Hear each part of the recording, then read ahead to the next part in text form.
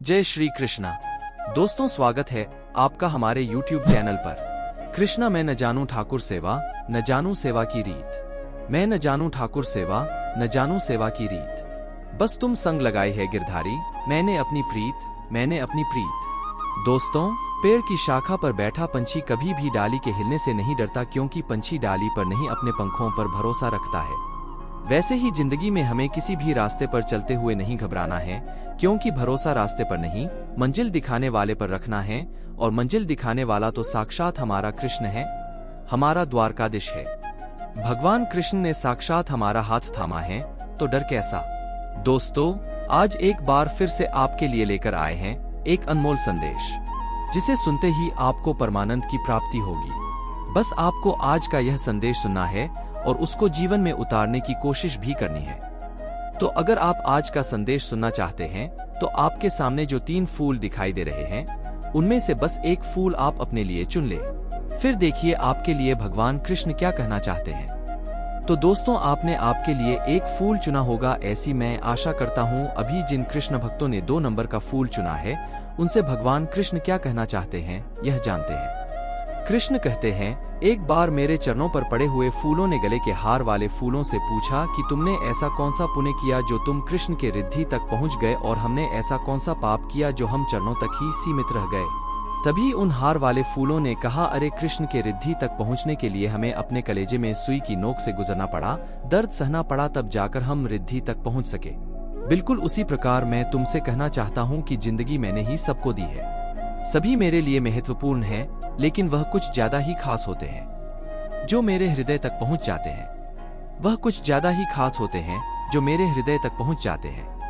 और मेरे हृदय तक बस वही पहुंच सकता है जो पीड़ा और दुख को सहने की भी हिम्मत रखता है, और दर्द और दुख को सहते सहते मेरी भक्ति में तल्लीन होता है।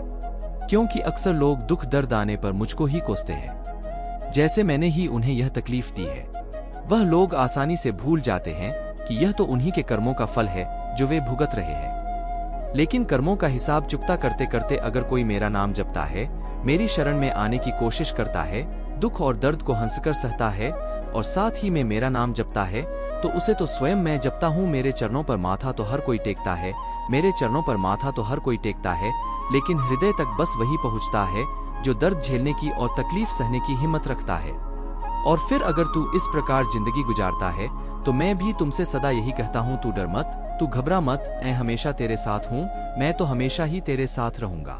दोस्तों, अभी जिन्होंने 3 नंबर का फूल चुना है, उनसे भगवान कृष्ण क्या कहना चाहते हैं, ये जानते हैं। भगवान कृष्ण आपसे कहना चाहते हैं कि मुझे पता है तू अंदर से टूट चुका है। तुझे अब किसी पर भरोसा नहीं रहा, तुझे किसी से उम्मीद नहीं रही, इस जहां में तुझे समझने वाला कोई नहीं, और इसीलिए तू खुद को बहुत ही अकेला महसूस कर रहा है ना? सही बात है ना? लेकिन एक बात समझ लें, मैं टूटी हुई चीजों का इस्तेमाल बड़ी ही खूबसूरती से करता हूँ। अरे मिट्टी के टूटने से खेत बनता है, बीज के टूटने से नए पौधे की संरचना होती है।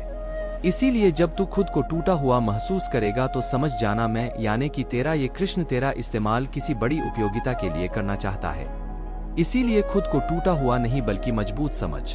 अरे तू तो मेरा वो भक्त है जिसको साक्षात भगवान कृष्ण मजबूत बनाने की कोशिश करते हैं। एक बात कहूं, कड़वी लगेगी मगर 100% सच है। सोने की लंका, पुष्पक विमान तो रावण के पास थे, फिर भी राम ने तो वनवासी देखा ना। राजपाट तो कंस के पास था, जेल में जन्म तो मेरा यानी कि तेरा इस कृष्ण का ही हुआ ना। राजमहल में तो कौरव रहते थे, वनवास तो पांडवों को भोगना पड़ा ना। इससे एक बात समझ, और वो ये कि संघर्ष हमेशा सत्य के साथ चलता है। जब सत्य के लिए भगवान को भी संघर्ष करना पड़ा, तो तू तो फिर भी इंसान है। लेकिन अगर तुझे संघर्ष करना पड़ रहा है, तो ये बात साबित होती है कि तू एक सच्चा और सत्य की राह पर चलने वाला व्यक्ति है, और सत्य की राह पर चलने वाला व्यक्ति सदा ही मेरा होता है। मैं तो सदा ही सत्य के पक्ष में होता हूँ, और जिसके पक्ष में मैं होता हूँ उसकी तो जीत होना निश्चित है। तू डरना नहीं, तो कभी घबराना भी नहीं, मैं हमेशा ही तेरे साथ हूँ, मैं हमेशा ही तेरे साथ रहूंगा। दोस्तों, अभी जिन्होंने 1 नंबर का फूल चुना है, उनसे भगवान कृष्ण क्या कहना चाहते हैं, ये जानते हैं। भगवान कृष्ण कहना चाहते हैं, अरे तू बस तेरे इस कृष्ण के, तेरे इस परमात्मा के पास आकर बैठ, और इतना गहरा भाव रख कि तेरे आंखों में से आंसू आ जाए। किसी प्रकार की कोई आकांक्षा या मांग मत रख, मेरा तेरे साथ होना ही तेरे लिए सबसे बड़ा एक आशीर्वाद है, और जिसके साथ मेरा आशीर्वाद होता है उन्हें कभी मुझसे कुछ मांगने की जरूरत ही नहीं पड़ती है। उन्हें वो मिल ही जाता है जो उनके लिए सही साबित होता है। जैसे फूल के पास जाओ तो खुशबू अपने आप ही आने लगती है, वैसे ही जो मेरे पास भक्ति के साथ आता है उनके पास मेरा आशीर्वाद पहुंच ही जाता है। मैंने तेरे लिए सब कुछ पहले से ही तय किया है, तुझे मांगने की कभी जरूरत ही नहीं पड़ेगी। लेकिन तेरा व्यवहार, तेरे कर्म तुझे ये मिलने नहीं देते, इसीलिए कर्मों पर ध्यान दे और मेरा नाम ले। मेरे शरण में आने की कोशिश कर और गीता में बताए हुए रास्ते पर चलना सीख। तेरा बस इतना कर्तव्य है और तेरे कर्तव्य को उचित न्याय देना मेरा कर्तव्य है।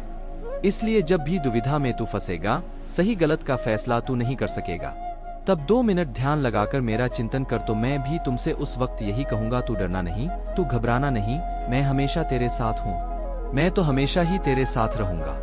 दोस्तों, आज का यह संदेश आपने सुना होगा, तो आज का संदेश हमें फूलों की तरह जीने की सलाह देता है।